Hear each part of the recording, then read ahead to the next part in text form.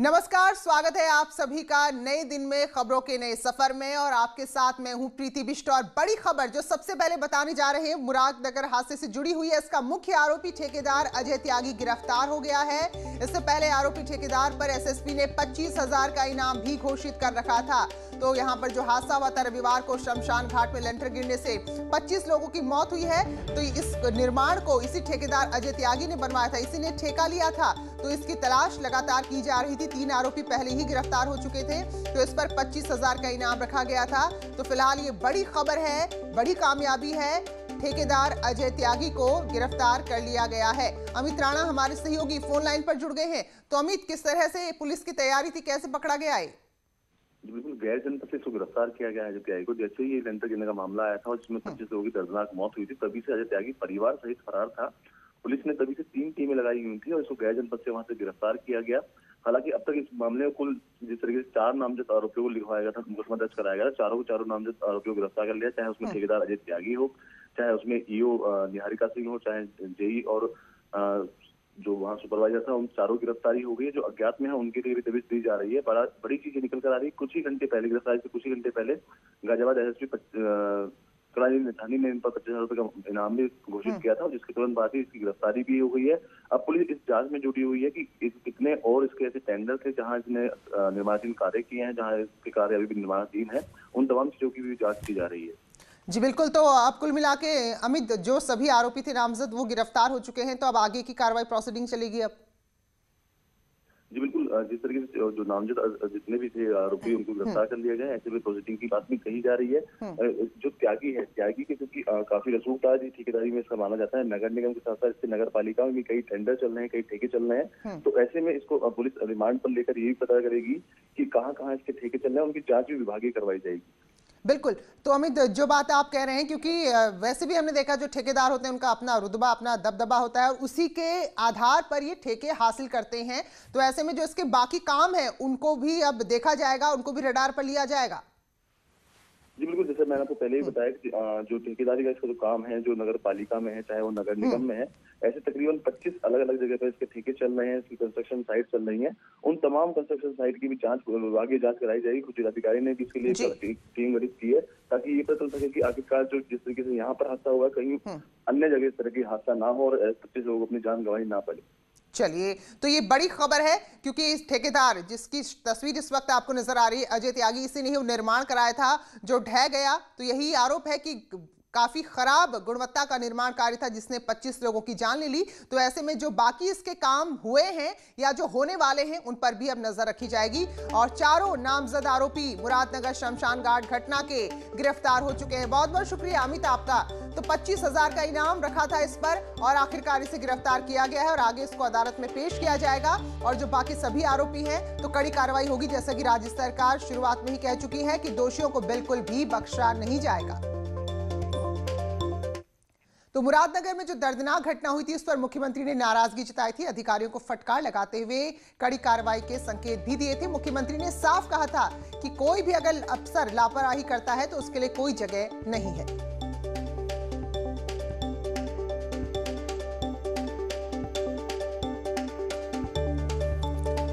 तो अधिकारियों को मुख्यमंत्री ने सख्त चेतावनी दी और साफ तौर पर कह दिया है कि कोई भी अधिकारी कितने भी बड़े पद पर क्यों ना हो, लेकिन अगर वो लापरवाह है, अपने काम के प्रति गंभीर नहीं है, तो ऐसे अधिकारियों की कोई जगह नहीं है और सख्त एक्शन लिया जाएगा। ये तस्वीर देखिए जिसको लेकर सवाल उठे कि 2 महीने पहले का निर्माण आखिर इतना ज्यादा जर्जर कैसे हो गया कि लेंटर ढह गया, 25 लोगों की जान चली गई। आप सोचिए जरा उन 25 परिवारों के बारे में, लोगों के बारे में जिनके अपने इस हादसे में या कहें कि दूसरे की लापरवाही, दूसरे की लालच, दूसरे की बदनीयती की वजह से इस दुनिया से चले गए। तो ये घटनास्थल की तस्वीरें हैं। और फिलहाल पुलिस की अगर हम बात करें, कार्रवाई के स्तर पर हम बात करें, तो जो भी चारों नामजद आरोपी थे वो फिलहाल गिरफ्त में आ गए, क्योंकि 3 आरोपियों को पहले ही पकड़ा जा चुका था। और जो ठेकेदार जिसने ये काम कराया था, या यूं कहें कि जो मुख्य आरोपी था अजय त्यागी, वो फरार चल रहा था। उस पर 25,000 का इनाम घोषित था और आखिरकार उसको भी गिरफ्तार कर लिया गया है। एक और बड़ी और अहम खबर, यूपी में कोरोना वैक्सीन को लेकर आज बड़ा ड्राई रन होने जा रहा है। तो सबसे बड़ी आबादी वाला राज्य है ये देश का, तो ऐसे में जो कुछ उत्तर प्रदेश में होगा बाकी राज्यों के लिए भी वो एक तरह से रोड मैप तैयार करेगा। तो मुख्यमंत्री योगी अपने आवास पर अधिकारियों के साथ सुबह 11 बजे समीक्षा बैठक करने जा रहे हैं। मुख्यमंत्री ने वैक्सीन को लेकर पहले ही ऐलान किया है कि राज्य में मकर संक्रांति यानी कि जो 14 जनवरी है तब से टीकाकरण का अभियान, टीकाकरण का काम शुरू होगा। लेकिन लगभग 23-24 करोड़ की आबादी में टीका लगाना ये अपने आप में बहुत बड़ी चुनौती है। तो इसलिए कोई कमी ना रहे, कहीं कोई मिसमैनेजमेंट ना रहे, इसके लिए आज ड्राई रन होगा और उसी के हिसाब से आगे मकर संक्रांति के दिन से टीकाकरण शुरू हो जाएगा। तो जो ड्राई रन है आज वो राज्य के सभी 75 जिलों में एक साथ होगा, एक साथ मॉक ड्रिल किया जाएगा और देखा जाएगा कि कहां व्यवस्थाएं दुरुस्त हैं और कहां व्यवस्थाओं को दुरुस्त करने की जरूरत है। कोरोना वैक्सीन का ड्राई रन 5 जनवरी से यूपी में एक साथ 1500 स्थानों पर शुरू होगा। सीएम योगी भी ऐलान कर चुके हैं कि मकर संक्रांति से यूपी में कोरोना वैक्सीनेशन की शुरुआत हो जाएगी। इस बीच कोरोना वैक्सीन और वैक्सीनेशन कार्यक्रम की सुरक्षा पर ADG law and order Prashant Kumar ने कहा कि वैक्सीनेशन की कार्य योजना पुलिस ने तैयार कर ली है। किसी तरह का पैनिक न हो, इसके लिए पुलिस ने सुरक्षा के पुख्ता इंतजाम किए हैं। ये व्यापक कार्य योजना पुलिस महानिदेशक के द्वारा अनुमोदित की जा चुकी है और वैक्सीन के भंडारण से लेके संचरण और जब ये वैक्सीनेशन दिया जाएगा इन सभी जगहों की सुरक्षा व्यवस्था हम देंगे। कल राज्य के सभी 75 जिलों में 6-6 अस्पतालों में वैक्सीन का ड्राई रन होगा। इसकी तैयारियों को लेकर मंडलायुक्त और सभी डीएम को सरकार की ओर से चिट्ठी लिखी गई है। तो जो सरकार की और केंद्र सरकार की कार्य योजना आएगी उस हिसाब से हम पुख्ता सुरक्षा व्यवस्था प्रदान करेंगे। तो राज्य के स्वास्थ्य मंत्री जय प्रताप सिंह ने भी कहा है कि जो आज से ड्राई रन शुरू हो रहा है, एक तरह से जो यहाँ पर मॉक ड्रिल हो रहा है, उस दौरान देखा जाएगा कि कैसे वैक्सीनेशन के लिए जो चेन बनानी है उसमें कहां कमियां रह गई हैं। 75 जनपदों में 6-6 जगह पर अर्बन और ग्रामीण को मिला के हम लोग ड्राई रन पुनः करने जा रहे हैं, क्योंकि एक जगह करने से हमको पूरी जानकारी नहीं मिलती है। इसलिए जितना प्रशिक्षण हमने 15-20 दिन से हम करा रहे हैं उसका सही अंदाज़ा तब लगेगा जब पूरे प्रदेश में जिला अस्पतालों पर और सामुदायिक स्वास्थ्य केंद्र पर और जहाँ जहाँ ये तय किया गया वहाँ इनको करना है। तब वो ड्राई रन में जो कमियाँ होंगी या जो प्रशिक्षण में इन लोगों ने नहीं समझागा उसको हम देखेंगे। और मुख्यमंत्री योगी आदित्यनाथ ने कल आयुष विभाग के कार्यक्रम में मिशन रोजगार के तहत नियुक्ति पत्र बांटे। सभी सफल अभ्यर्थियों को इस दौरान नौकरी की सौगात देते हुए मुख्यमंत्री ने संवाद भी किया। तो इस कार्यक्रम के बाद राज्य को 1100 नए डॉक्टर्स मिल गए हैं। मुख्यमंत्री ने इस दौरान सभी से बातचीत की, उनके अनुभव और उनके भविष्य को लेकर योजनाओं को भी जाना।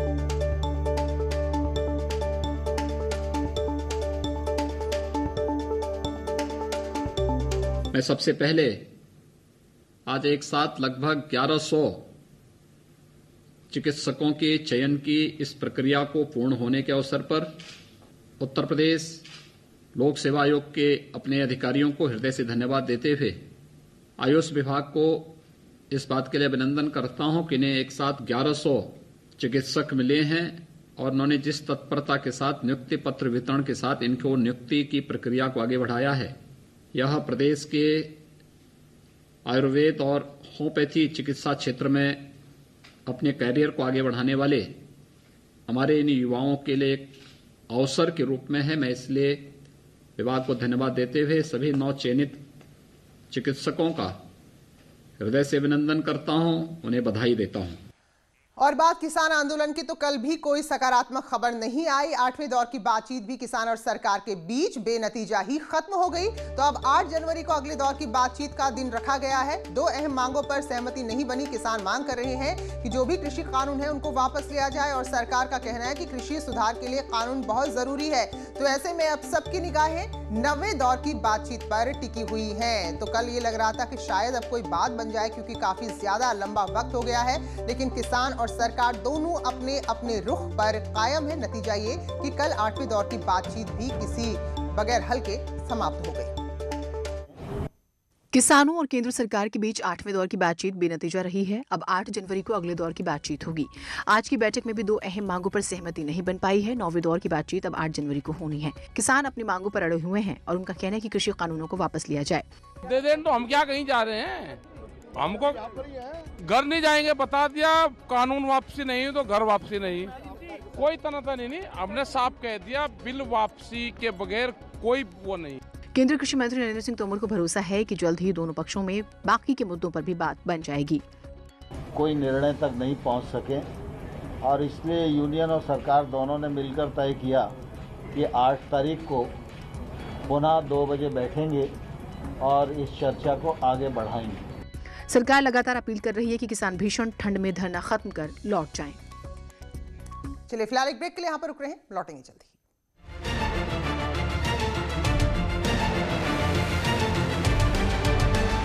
स्वागत है ब्रेक के बाद। बात मौसम की तो सर्दी का इस वक्त काफी जोर चल रहा है। पहाड़ों में बर्फबारी हुई है तो उसका सीधा असर मैदानी इलाकों में भी दिख रहा है। इसके अलावा नोएडा एनसीआर की बात करें तो 2 दिन से रुक रुक कर हुई बारिश ने तापमान को बहुत ज्यादा नीचे गिरा दिया है और शीतलहर भी यहां पर लोगों को परेशान कर रही है। मौसम विभाग ने पहले अलर्ट जारी किया था कि 6 जनवरी तक दिल्ली एनसीआर में बारिश के हालात बने रहेंगे। मौसम विभाग ने बारिश और ओलों की भी संभावना जताई है, जिससे किसान परेशान है। राज्य में कई हिस्सों में कोहरा भी होने की वजह से विजिबिलिटी काफी कम है और सुबह के वक्त भी कई जगह हेडलाइट जलाकर लोगों को सड़कों पर चलना पड़ रहा है। तो यहां लोगों की और वाहनों की रफ्तार मौसम ने कम कर दी है। तो सबसे ज्यादा दिक्कत किसान भी इस वक्त झेल रहे हैं, क्योंकि ओले वृष्टि से उनकी जो फसलें हैं उनको काफी नुकसान पहुंचा है। और इसके अलावा अगर किसी को सुबह सुबह निकलना है तो मुसीबत, क्योंकि कोहरा इतना घना है कि कुछ भी नजर नहीं आता। और यही वजह है कि जो खासतौर पर हाईवे हैं, एक्सप्रेसवे हैं, वहां पर हादसे भी हो रहे हैं। और पहाड़ों में लगातार हो रही बर्फबारी की वजह से शीतलहर भी चल रही है। और हमारे सहयोगी इस वक्त अलग अलग जगह से हमारे साथ जुड़ चुके हैं। राजीव जुड़े हैं लखनऊ से, अमित नोएडा से, फरीद शमसी मुरादाबाद से। तो राजीव, राजधानी का हाल बताइए पहले, कितनी ठिठुरन यहाँ पर है?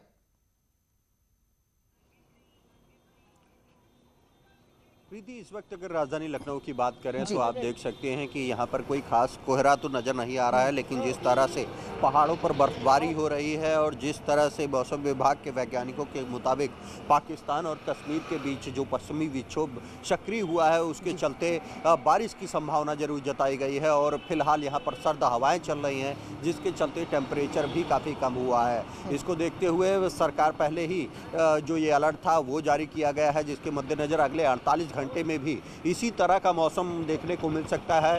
पूर्वी और पश्चिमी उत्तर प्रदेश में खासकर कई जगह पर बारिश की संभावना जताई गई है और उसके बाद ये उम्मीद जताई जा रही है कि एक बार फिर पूरे प्रदेश में कड़ाके की ठंड पड़ेगी और एक घना कोहरा देखा जा सकता है, जिसको लेकर राज्य सरकार ने भी पूरे उत्तर प्रदेश में निर्देश दिया है कि स्थानीय प्रशासन इस भीषण ठंड से निपटने के लिए पुख्ता इंतजाम करे। जगह जगह रैन बसेरों के साथ अलाव जलाने का इंतजाम किया जाए और वो इंतजाम राजधानी लखनऊ के प्रमुख चौराहों पर देखने को मिल रहा है। हालांकि कुछ जगह से शिकायत भी मिल रही है कि वहाँ पर न तो अलाव की व्यवस्था है और न ही रैन बसेरों की, जिसके चलते जो लोग हैं, जो राहगीर हैं, जो रिक्शा चालक हैं या जो अन्य गरीब लोग हैं, उनको काफी दिक्कत का सामना इस ठंड में करना पड़ रहा है। बिल्कुल अमित, क्योंकि बारिश ने एक तरह से, अगर हम दिल्ली एनसीआर की बात करें, ठंड तो बढ़ाई है, लेकिन जो धूल थी चारों ओर उसको यहाँ पर साफ कर दिया है। तो फिलहाल शीतलहर के बीच किस तरह की स्थिति है यहाँ? देखिए, आपको बता दूं कि 2 तारीख से ही लगातार दिल्ली एनसीआर में रुक रुक के बारिश हो रही है और जो तापमान था, जो न्यूनतम तापमान 1 तारीख में दर्ज किया गया था 1 डिग्री सेल्सियस, उसमें थोड़ा उछाल आया है। कुल मिला के जो अगर आज का जो तापमान देखा जाए, न्यूनतम तापमान वो 10 डिग्री है और अधिकतर जो तापमान है, अधिकतम तापमान वो 15 डिग्री टेम्परेचर दर्ज किया गया। तो कुल मिला के जो ठिठुरन थी और गलन थी उससे थोड़ा दिल्ली एनसीआर में राहत है। लेकिन जो बारिश 6 तारीख के बाद बंद हो जाएगी, उसका जो मौसम के वैज्ञानिक उनका कहना है कि 6 तारीख के बाद दिल्ली एनसीआर में बारिश बंद हो जाएगी। उसके बाद थोड़ी सी ठंड बढ़ जाएगी और गलन बढ़ेगी और कोहरा भी देखने को मिलेगा। लेकिन जो भी फिलहाल है कोहरा नाम को नहीं है और जो बारिश के चलते जो पोल्यूशन था वो भी काफ़ी कंट्रोल हुआ है। काफ़ी पोल्यूशन में इजाफा हुआ है, बहुत अच्छा पोल्यूशन हो गया। यहाँ का जो पहले जो मानक थे उससे बहुत अत्यधिक AQI आता था, लेकिन अब सामान्य AQI आ रहा है। तो कुल मिला के जो दिल्ली एनसीआर में बारिश है उसके थोड़े से लाभ हुए। लेकिन तीसरी चीज़ ये है कि जो किसान है उनको समस्या का सामना करना पड़ रहा है, क्योंकि बारिश लगातार 3 दिन से रुक रुक के हो रही है, जिसके चलते खेतों में पानी भर गया है और फसल को नुकसान पहुंचा रहा है। बिल्कुल। अब फरीद शमसी हमारे सहयोगी मुरादाबाद से हमारे साथ जुड़े हैं। तो फरीद, आपके पीछे भी थोड़ी साफ सी ही तस्वीर नजर आ रही है। बाकी क्या हालात हैं? ओलों की बात करें, बारिश की बात करें, किसानों की बात करें, किस तरह का जनजीवन इन दिनों? जी हाँ प्रीति, मौसम बदलने के साथ जैसे ही बारिश हुई मुरादाबाद में ठंड बढ़ गई और अगर जो पारा था वो 6 से 5 डिग्री के बीच पहुंच गया, गलन बढ़ गई। इस वक्त मैं मुरादाबाद के रोडवेज पर हूँ। यहाँ पर इस वक्त आम दिनों में भीड़ होती है, लेकिन ठंड की वजह से मैं आपको दिखाऊंगा कि तमाम दुकानें यहाँ पर बंद नजर आ रही हैं और अभी भी 7 बजे के बाद भी स्ट्रीट लाइटें जली हुई हैं, आपको नजर आ रही होंगी। तो मुरादाबाद में इस तरफ अगर बात करें, पहाड़ों पर होती बारिश की वजह से बहुत ज्यादा समस्या का सामना करना पड़ रहा है। पहाड़ यहाँ से बहुत करीब हैं, जिसकी वजह से यहाँ पर लगातार ठंड बढ़ रही है। मुख्यमंत्री के आदेश पर जिला प्रशासन और नगर निगम को अलाव की व्यवस्था करनी थी, लेकिन जब हमने रियलिटी चेक किया रात तो पूरे शहर में कहीं अलाव नजर नहीं आए। लोग रिक्शा चालक कूड़ा जलाकर हाथ तापते हुए नजर आए। जी प्रीति। चलिए, बहुत बहुत धन्यवाद राजीव, फरीद और अमित, आप तीनों का हमारे साथ जुड़ने के लिए। तो भी आने वाले कुछ दिनों में भी इसी तरह की ठंड पड़ती रहेगी। आगे रुख करेंगे और खबर हमीरपुर से है, जहां तमंचे पर डिस्को करने वाले शख्स को पुलिस अब तक ढूंढ ही रही है। दरअसल जरिया इलाके में एक कार्यक्रम हुआ था। इस कार्यक्रम के दौरान एक शख्स 4 असलहों को हाथ में लिए ठुमके लगाता नजर आया। ये वीडियो सोशल मीडिया में वायरल हुआ। एसपी ने युवक की गिरफ्तारी के आदेश तो दे दिए हैं, लेकिन अभी तक कामयाबी पुलिस को नहीं मिल पाई है। तस्वीरें हमीरपुर के जरिया इलाके के ढुलुआ गांव की है, जहां नोटों की बरसात के बीच साहब 4 तमंचों के साथ डिस्को करते नजर आ रहे हैं। एक वीडियो वायरल हुआ है जो संज्ञान में आया, जिसमें एक लड़का डांस कर रहा है, तमंचे लेकर 4 तमंचे लेकर डांस कर रहा है और जरिया क्षेत्र का ये बताया जाता है। इस संबंध में थाना अध्यक्ष जरिया को बताया गया है। इस संबंध में जांच की जा रही है, उसकी तलाश की जा रही है और जैसे ही वो मिलता है उसके संबंध में कार्रवाई की जाएगी कि ये जो तमंचे थे वो कहाँ से लाया, कैसे लाया, उसकी कार्रवाई की जाएगी। और इटावा पुलिस को बड़ी सफलता मिली है। एक अंतर्राज्यीय वाहन चोर गैंग का खुलासा करते हुए 41 गाड़ियां बरामद की है। इस गैंग के कब्जे से जो गाड़ियां बरामद हुई हैं उनकी कीमत 7 करोड़ आंकी गई है। पुलिस का कहना है कि पूरे राज्य में ऐसी गाड़ियों की संख्या 10,000 से भी ज्यादा हो सकती है। तो इस कामयाबी के लिए इटावा पुलिस टीम को 1,75,000 का इनाम भी दिया गया है। नागालैंड, मणिपुर जैसे जो भी नॉर्थ ईस्ट जो उत्तर पूर्वी राज्य हैं, वहां के आरटीओ से मिलीभगत कर गाड़ियों को फर्जी तरीके से रजिस्टर कर और वहां से एनओसी लेकर इन गाड़ियों को यूपी में रजिस्टर किया जा रहा था। साल 2016 से पूरे राज्य में ये गैंग, इसका नेटवर्क फैला हुआ था। तो एक बहुत बड़ी कामयाबी है। यही वजह है कि इस बड़ी कामयाबी के लिए बड़ा इनाम भी पुलिस की टीम को दिया गया है, 1,75,000 का। SUV टाइप के वो बरामद हम लोगों ने किए हैं। ये गैंग है जो कि नॉर्थ इंडिया के विभिन्न जगहों से गाड़ियों को चोरी किया करते थे, लूटा करते थे तथा स्वयं गाड़ी को चोरी दिखा करके इंश्योरेंस क्लेम किया करते थे और फिर उसको काट दिया करते थे और उसके बाद ये पूर्वोत्तर के राज्यों में कुछ अधिकारियों से सेटिंग करके वहाँ पर नए चेसिस नंबर के साथ रजिस्टर इसको कर दिया करते थे और इसके बाद अगली प्रक्रिया ये थी कि वो उत्तर प्रदेश के किसी जनपद के ARTO से संबंध स्थापित करके यहाँ पर ट्रांसफर एनओसी इशू करा दिया करते थे। चलिए, आत्मनिर्भर भारत की बात लगातार की जा रही है, लेकिन बाराबंकी के एसपी अरविंद कुमार चतुर्वेदी ने एक ऐसा बेहतरीन काम किया है जिससे चौकी और थाने आत्मनिर्भर बन रहे हैं।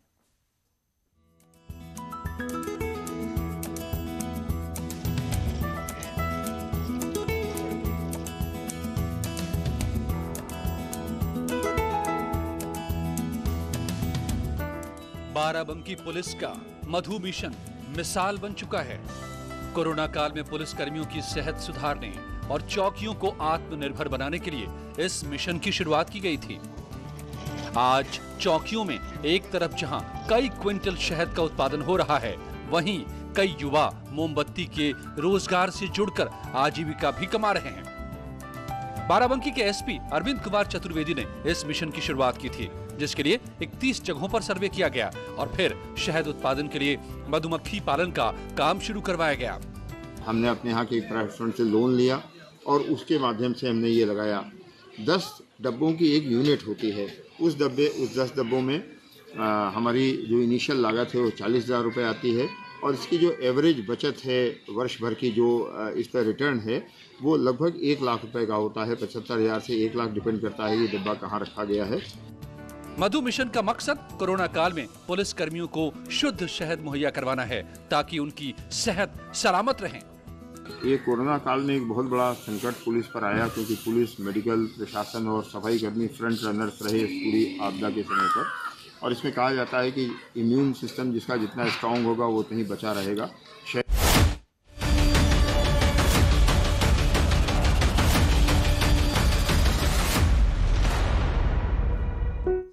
कोरोना महामारी ने परस्पर निर्भरता या एक दूसरे की मदद की भावना को सुदृढ़ किया है, जिससे पूरा देश इस विपत्ति में एकजुट होकर मुकाबला कर सके।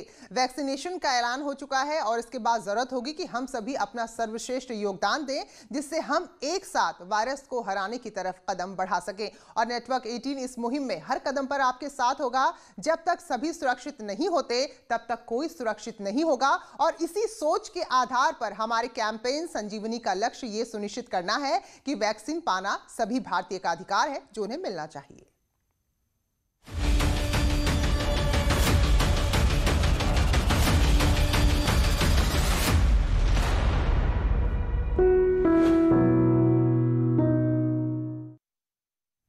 ये जान लीजिए कि जब तक सभी सुरक्षित नहीं होते तब तक कोई सुरक्षित नहीं होगा। और इसी सोच के आधार पर हमारे कैंपेन संजीवनी का लक्ष्य ये सुनिश्चित कर रहा है कि जो वैक्सीन है वो हर भारतीय तक जरूर पहुंचे।